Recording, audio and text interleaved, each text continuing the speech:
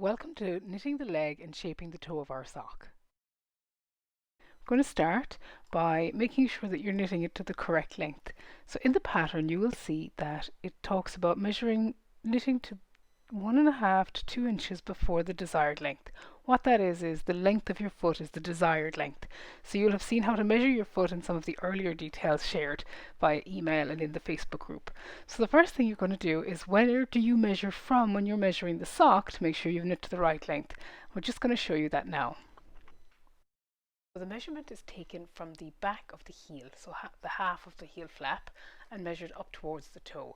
So you will knit to the length that you want, less the amount told to you in the pattern depending on the size you're making. So for example, if I'm making a 10-inch sock, I'm going to knit to 8 inches and then I'll be ready to shape my toe if the size I'm following says knit to 2 inches before the desired length.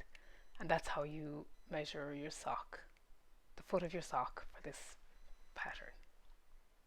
So there's very little that's special about knitting the leg of the foot of the sock, and in this pattern it's just knit as rounds of stocking stitch. So the only thing that you need to bear in mind is that, again, if you are keeping a pattern correct or anything like that, that is just something to bear in mind. So what we're going to do now is we're just going to knit around the first round of this, and we're going to continue doing it. But I'm going to show you a little trick for making sure that your socks are the same size. It's a little bit like the marker placement for the heel flap. So once you've knit the first few stitches from one needle to the other, as you do for DPNs, just going to get a stitch marker and place it into the sock just before the first row that you've just worked, so that you can mark where you've started your foot. What this marker does is it allows you to know how many rows you've knit in your foot, and when you come to knitting the second one, you will also place a marker and then be able to count the same number of rows. We'll place a corresponding marker when we start the toe shaping, so that you can count exactly how many rows. So then you're just going to continue on across the instep stitches, and again, if you are working a pattern, it may tell you to keep the pattern correct as you go across the instep. And as with all of the other DPNs, you keep changing needles as you come to them. You can also, in this, you can also spiral them, as we did in the earlier DPN tutorials, to make sure that you get any unevenness worked out. So by knitting extra stitches off of each needle and spiraling, I would say if you're doing that, make sure you put in your start of round marker. Another note on lengths here is if you're knitting socks for somebody as a gift, you can ask them their shoe size, and then based on that you'll be able to find online with a quick search what that is in inches or in centimeters, depending on how you like to do your socks. Also, you may just have seen in the video I knit into the back of the last stitch, because this is around after I've done my shaping for the gussets. This is just that little neat trick I talked about in the previous videos. And now you're back to the start of the round, and you're going to keep on knitting until the sock is the right length, and I will be back to you once I've that done for the toe shaping. So you've now knit your leg. This is a very short leg because this is a tutorial sock. You are now ready to start the shaping of your toe. So what you're doing here is you look that you have your stitches in your instep on one side, essentially, of your shaping, and your sole side, or that used to be your heel stitches, on the other. And you're going to be decreasing along the sides on both the top and the bottom, on both the left and right of the sock. And what that does is it shapes the toe in around your toes. There are different styles and shapes of toe. This is a very basic toe, and over time, again, you will find the one that suits you best. I've never had a problem with this one, but I know other people like to do different toes. So the toe shaping is worked in two parts. The first part, which is about 2/3 of the rows, is a decrease round and then a knit round, a decrease round and a knit round, and then towards the end, to bring the shaping in much quicker, you do just decrease rounds. Your pattern will tell you how many of each that you need to do. So it is key when you start here that you have the same number of stitches on the bottom as the top. Ideally you have the same on all 4 needles. So in this case I have 11 on each. It's really key that the top and the bottom match though, because you cannot graft the toe if there's a different number of stitches. Fudging a graft is not an ideal situation. So we're going to start now by doing our first decrease round. And the way this works is that you are told to knit to 3 stitches before the start of the instep, and in this case you've obviously marked those with the ends of your needles. So you're going to knit to 3 stitches before. You're then going to work your first decrease, which is a knit 2 together decrease. You're going to knit 1 stitch, change needles. You're then going to knit the next stitch. Then you're going to do another decrease, which is a slip slip knit decrease. And there are a pair of decreases along the right hand side of your sock. You're then going to knit across the rest of your instep stitches. Just to say here, you are likely to be finished any pattern that you're going to be doing, but do keep an eye out for it in case there's a little bit of a pattern on the toe. Now, just a little thing to match the marker we put in earlier. Put in another marker to mark where you've finished your leg and started your toe. And this is really useful for later on when you go to another sock and you know exactly how many rows you put into the foot. And that allows you to make a perfect pair. Although they don't need to be perfect. It's nothing to stay up at night over, but it is useful to kind of give yourself something to aim for in the second sock, because it'll make it seam faster when you're knitting it.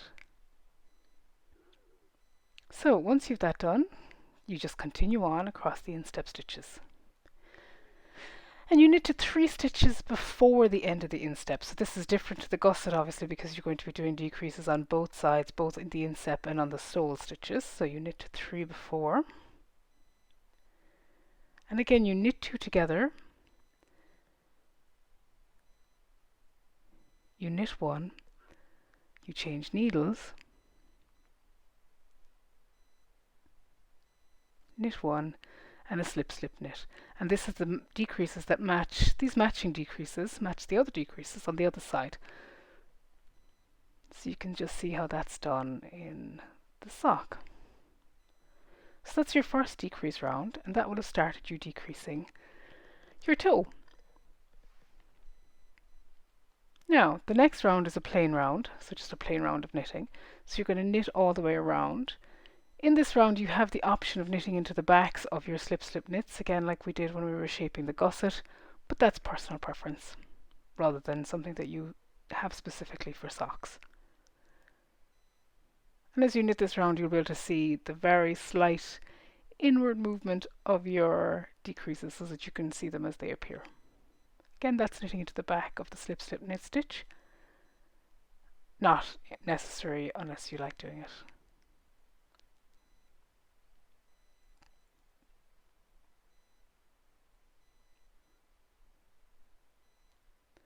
So something to be aware of here is to be careful not to decrease in the wrong places.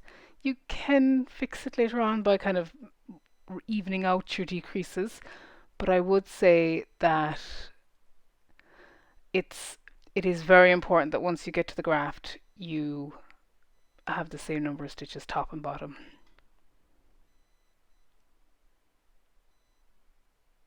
And again knitting into the back of that stitch.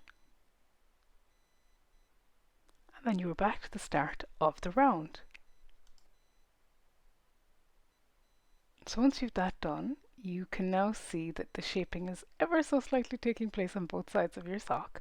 So what I'm going to do now is I'm going to keep going. So I'm going to knit a decrease, knit round, decrease, knit round, all the way until I have the number of stitches left. And I'll come back to you when I'm doing my last row before I get ready to graft. So we're now on to the last round of the decreases. And we'll just go through this because it's not that special, but just to show you it as we do it. It's the last round before you then do the setup for the graft, which we will do today, but we won't graft until the video tomorrow. So the first thing you do is you're going to do the last set of decreases to bring you to 16 stitches. It's 16 stitches in all versions of the pattern. This DK version it is. So you just knit. Now you can leave your stitch marker off this time because you're not going to need that anymore. You then knit your 2 together, last shaping on the underside of the left. You swap over. You then, again, you're just doing your last decreases, your slip slip knit. Apologies for this being slightly off the screen, but it is the same as the previous rows.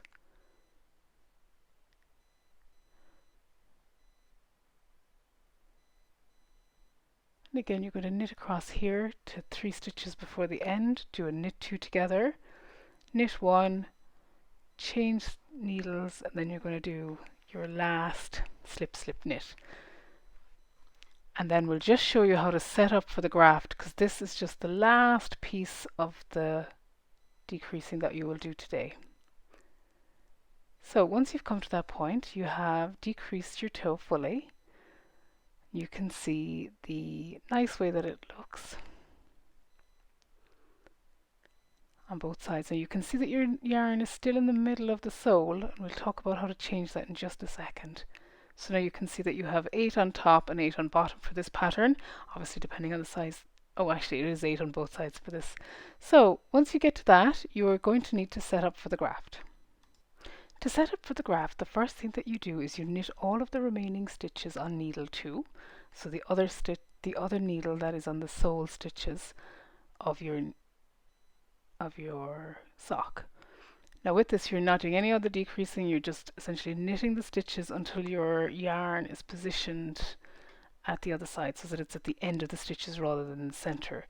The next thing that you're going to do is you're going to turn it over, and you are going to just slip the stitches from needle 4 onto needle 3 so that all of your instep, well, previously the instep stitches, now the top of your sock, all face one another. So that is all it is. There is that you have your 8 facing 8 stitches ready to graft. And then you're going to cut your yarn, leaving yourself a little tail. I usually say about 5 or 6 times the length of what you're going to graft, just to be very conservative. And then we're going to cover grafting your toe in the next video.